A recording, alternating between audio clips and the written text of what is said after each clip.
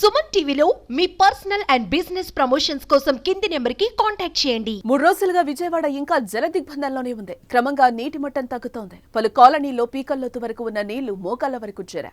నీటి మట్టం తగ్గుతూ ఉండడంతో సహాయక చర్యలు ముమ్మరం చేస్తున్నారు. వరద కష్టాలు తీరిపోతున్నాయి అనుకుంటున్న బెజవాడ వాసులకు మరోసారి వర్షం భయపెడుతోంది. అర్ధరాత్రి నుంచి ఎడతెరిపి లేకుండా వాన పడుతోంది. బుడమేరు వరద ఉధృతి తగ్గినా విజయవాడలో చాలా ప్రాంతాలు ఇంకా వరద ముంపులోనే ఉన్నాయి. నగరంలోని సింగ్ నగర్, చిట్టి నగర్ తో పాటు పలు కాలనీలు గత 2 రోజులతో పోల్చుకుంటే వరద నీరు తగ్గినా ఇంకా భారీగానే ఉంది.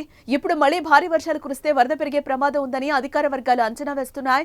దీంతో ప్రజలు వణికిపోతున్నారు. ఇప్పటికే నరకం అంటే ఏంటో చూస్తున్నారు. తినడానికి తిండి లేదు, ఇళ్లంతా నీరు బురద. పసిపిల్లలతో తీవ్ర ఇబ్బందులు పడుతున్నారు. కొంతమంది కట్టుబట్టలతో ఇళ్లు విడిచి వెళ్లిపోతున్న పరిస్థితి కనిపిస్తోంది. అక్కడ వేలాది మంది సర్వం కోల్పోయారు. విద్యార్థుల సర్టిఫికేట్లు నీళ్లలో తడిసిపోయాయి. వరదల్లో ప్రాణాలు కలిసిపోయాయి.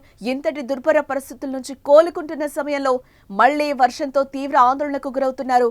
వాతావరణ శాఖ హెచ్చరికలతో అధికారులు అప్రమత్తమయ్యారు. ముందు జాగ్రత్త చర్యలు చేపట్టారు. ప్రకాశం బ్యారేజ్ వద్ద నీటి మట్టం పూర్తిగా తగ్గింది. దీంతో రెండో ప్రమాద హెచ్చరికను ప్రభుత్వం ఉపసంహరించుకుంది. బ్యారేజ్ వద్ద ఈ రోజు ఉదయం 5,25,000 వరద ప్రవాహం చేరుకుంది. 30 గంటల్లో 6.5 లక్షల క్యూసెక్కుల మేర వరద ప్రవాహం తగ్గింది. పులిచింతల నుంచి 4 లక్షల క్యూసెక్కుల మేర వరద నీరు వస్తోంది. వైరా, మున్నేరు, కట్టలేరు, కీసర వంటి ఉపనదుల నుంచి పూర్తిగా వరద ప్రవాహం తగ్గిపోయింది. ఫలితంగా ప్రకాశం బ్యారేజ్ కు వరద ప్రవాహం పూర్తిగా తగ్గింది. బ్యారేజ్ దిగువ భాగంలో నదీ తీర ప్రాంతాల్లో జల దిగ్బంధనం నుంచి గ్రామాలు క్రమంగా బయటపడుతున్నాయి.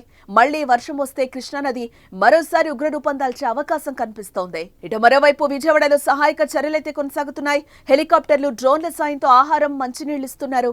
ఆహారం పంపిణీకి డ్రోన్లను ఉపయోగిస్తున్నారు. ప్రభుత్వంతో పాటు స్వచ్ఛంద సంస్థలు వరద బాధితులకు సాయం చేయడానికి ముందుకొచ్చాయి.